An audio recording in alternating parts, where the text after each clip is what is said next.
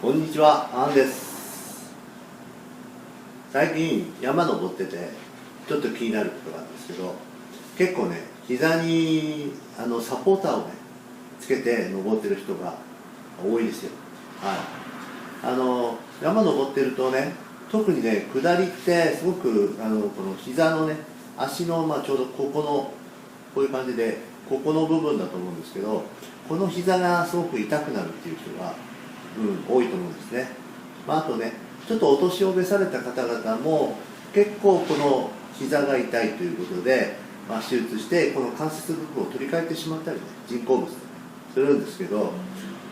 それはね、非常に大変なことだと思うんですよ。で、山歩きしてる人たちも、できれば膝が痛くなければもっといけるのになって、そういう部分はたくさんあると思うんですね。で、私はね、美容家なんですけど、その人間の体をね随分研究してきて、単純なことなんですけど、人の体っていうのは与えた刺激の通りになるっていう結果が生まれるということですね。はい。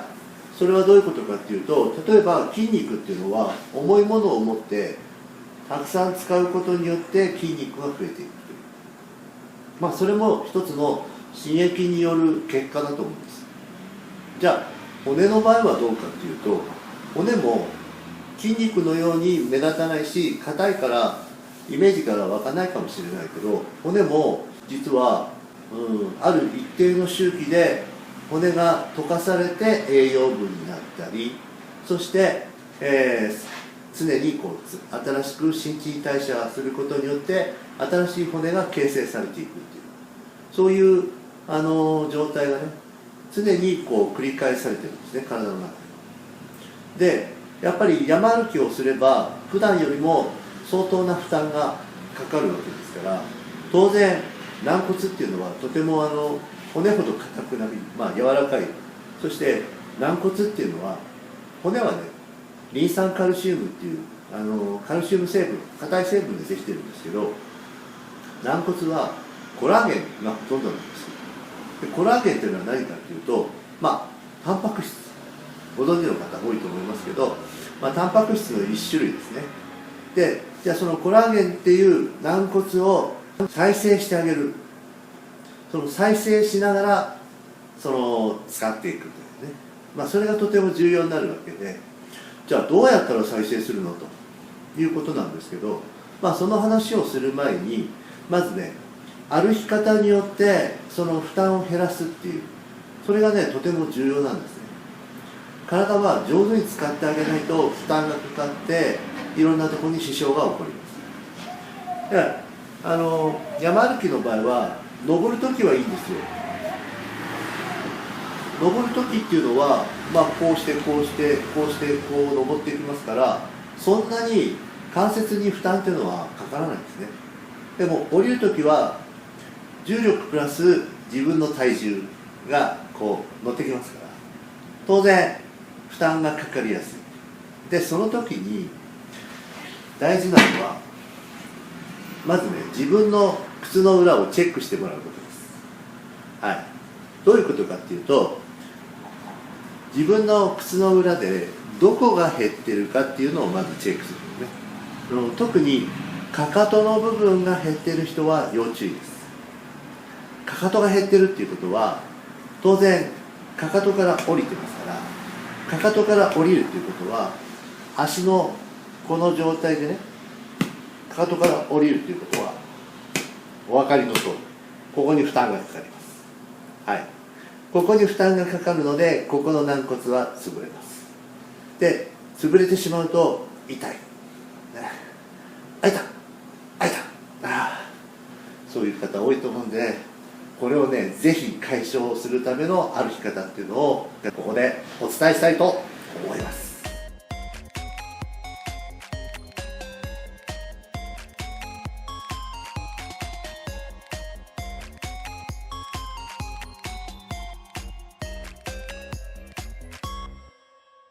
それはね簡単なことなんですけど、いかにここに負担をかけない、ここの関節に負担をかけないように降りるにはどうしたらいいか。それはこうです。つま先から降りて、かかとはほぼつかないように歩く。こうです。かかとをねつけてもいいんですけど、なるべくかかとがつかないように降りるとどうなるか、ね、ここからこういうふうにね、ここから降りてこうですよ。ここから降りてこう。そうすると自然にここにクッションが生まれるんですね。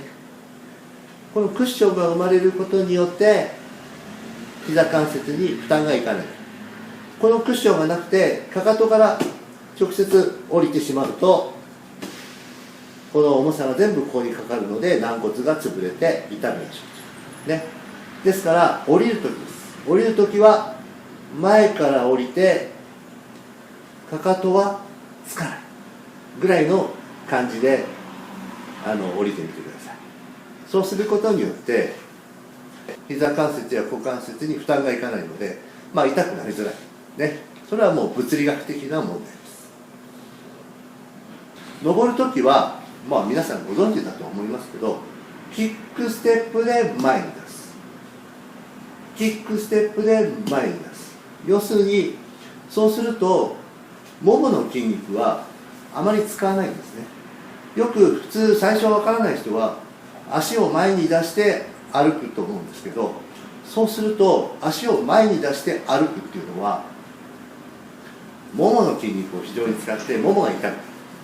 だからももが痛い人は登る力を相当無駄に使っています。キックステップで前に出す。ですから簡単に言うと後ろ足の後ろ蹴りで足は前に出す。後ろ蹴りで後ろの足の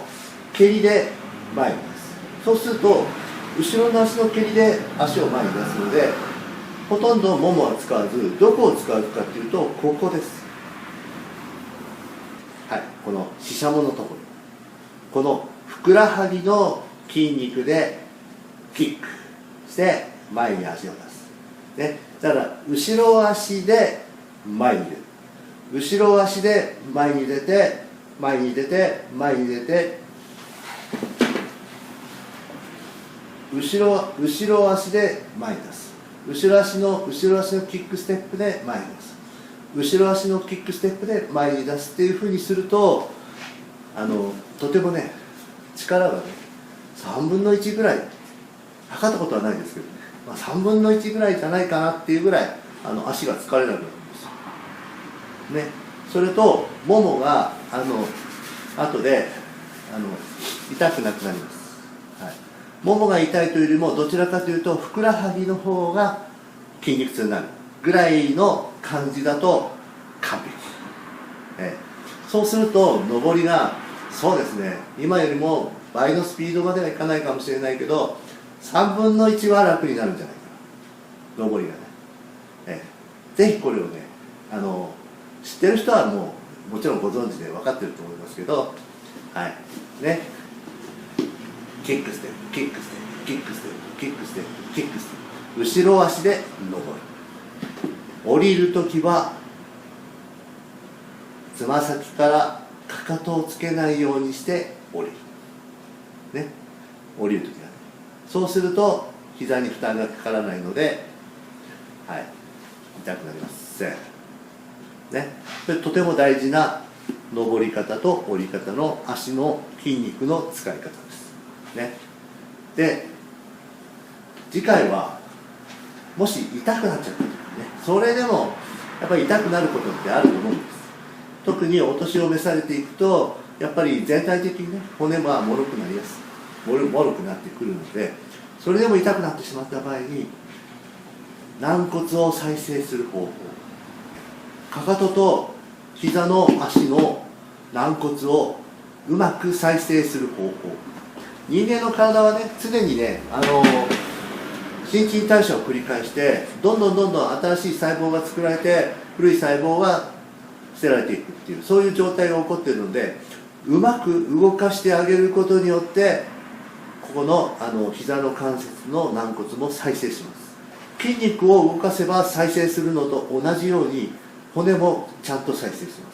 ただその再生させるためのどういう動きをしたらいいかね、コントローチンとかコラーゲンとかを摂取して栄養分として取ることはとても大事なんですけど、栄養をいくら取っても使わなければそこに形成はされていかないんですよ。いくらプロテインを取っても運動しなければ筋肉がつかないというのと同じように、骨も上手に動かしてあげないとその軟骨は再生されにくいです。なのでその上手に動かす方法を次回お伝えしたいと思います。ぜひ見てください。この動画がいいなって思ってくれた人はグッドボタン、チャンネル登録もお願いします。それではさよなら。ポッポッポッ、さよなら。